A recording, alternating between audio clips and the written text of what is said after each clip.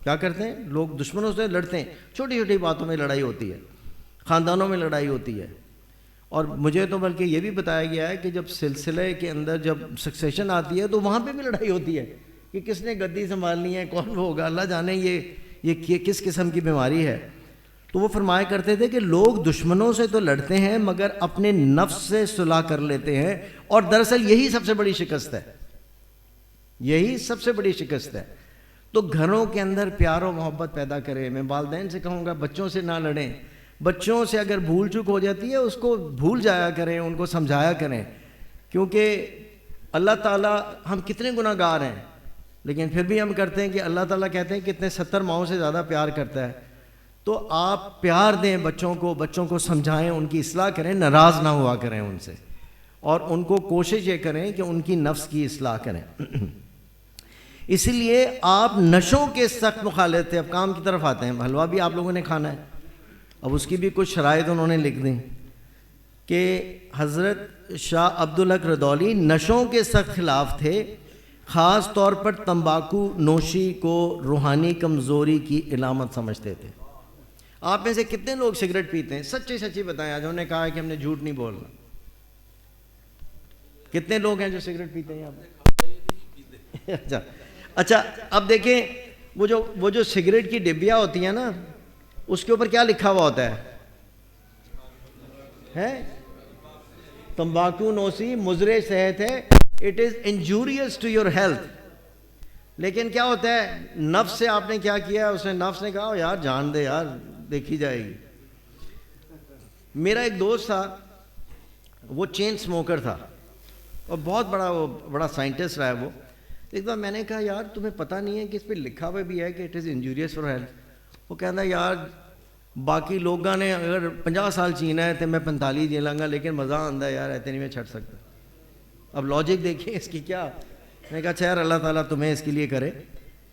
اچھا اب میں ذرا آگے چلتا ہوں کہ خاص طور پر جو شاہ صاحب تھے وہ تمباکی نوشی کو روحانی کمزوری سمجھتے تھے. روحانی کمزوری کا مطلب کیا ہے کہ آپ یہ سمجھتے ہیں کہ مجھے کنسنٹریشن نہیں آتی جب تک میں نکوٹین نہ لوں. کچھ لوگوں کو کافی کا نشہ ہوتا ہے، کچھ لوگوں کو چائے کا نشہ ہوتا ہے. میری بہت زندگی باہر گزری ہے، اور وہاں پر میں نے اکثر وہ جو میرے کلیگز ہوتے تھے انگریز، وہ جب جو شروع ہوتی تھی وہ کہتے تھے کہ first of all let me have a sip of coffee, کہ نکوٹین میرے اندر جائے گی تو میرا دماغ کھلے گا. اور ہمارے مسلمان کیا کہتے ہیں؟ وہ کہتے ہیں اللہ سے دعا کرتے ہیں قال رب اشرح لی صدری ویسر لی امری. تو یہ ہمارا دین اور اس کے دین میں فرق ہے. اور ایک چیز میں اور بتا دوں، ایک میرا کلیگ تھا، اس نے پوچھا کہ یار دیکھو ہم بھی اہل کتاب ہیں، تم بھی اہل کتاب ہو، تو فرق کیا ہوا؟ تو میں نے کہا یار بالکل آپ صحیح کہتے ہیں، ہم تو آپ کے نبی کو مانتے ہیں، کیا آپ ہمارے نبی کو مانتے ہیں؟ نمبر 2 یہ ہے کہ صرف نماز ایک ایسی چیز ہے جو ایک فرق پیدا کرتی ہے مسلم اور غیر مسلم کو، کیونکہ اللہ کے سامنے ہم 5 دفعہ جھکتے ہیں. اور اب تو میں آپ کو سائنس کی تحقیق بتا رہا ہوں کہ بہت سے ایسے لوگ ہیں جو آبزرو کرتے ہیں مسلمانوں کو. کہ ایک ابھی میں پڑھ رہا تھا کہ ایک چائنیز جو ہے وہ بہت ریسرچ میں آ گئے ہیں. وہ چائنیز سائنٹسٹ تھا، اس نے دیکھا کہ ایک مسلمان جو ہے نا وہ وضو کر رہا ہے. تو وضو کرنے کے بعد اس نے حیران ہو گیا. اس نے کہا یہ جو آپ وضو کرتے ہیں کہ کتنے پریشر پوائنٹس کو آپ چیک کرتے ہیں جن سے بہت سی بیماریاں دور ہو جاتی ہیں. اچھا ایک چیز میں آپ کو اور بتاؤں، اللہ تعالیٰ آپ سب کو سجدہ کرنے کی توفیق عطا فرمائے. ہمارے ذہن دیکھو، ہمیں جو چیز گورن کرنی ہے وہ کیا کر رہا ہے؟ ہمارا ایک ذہن، ہمارا مغز، رائٹ. اور اس کا جو وزن ہے وہ تقریباً 2 کلو سے اوپر ہوتا ہے. کیا آپ کو محسوس ہوتا ہے؟ لیکن اللہ تعالیٰ نے تخلیق ایسے کیا کہ وہ اس قسم کے ایک مایا کے اندر تیرتا رہتا ہے کہ وہ وزن نہیں آتا. اس کو بھی تھوڑا بہت جو ہے مساج کی ضرورت ہوتی ہے.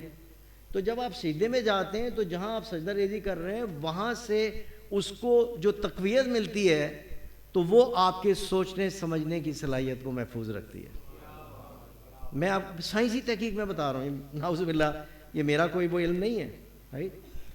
اب کتنے لوگوں کو سمجھتے ہیں کہ جب آپ بڑھاپے میں جاتے ہیں تو کیا ہوتا ہے؟ الزائمر کا ایک مرض. الزائمر کا مطلب کیا ہوتا ہے کہ آپ کو حال کی باتیں تو بھول جاتی ہیں، حال کی باتیں بھول جاتی ہیں اور پرانی باتیں یاد رہتی ہیں. میرے ایک بہت عزیز میرے کلیگ ہیں، تو ایک دفعہ ان کی والدہ بھی آئیں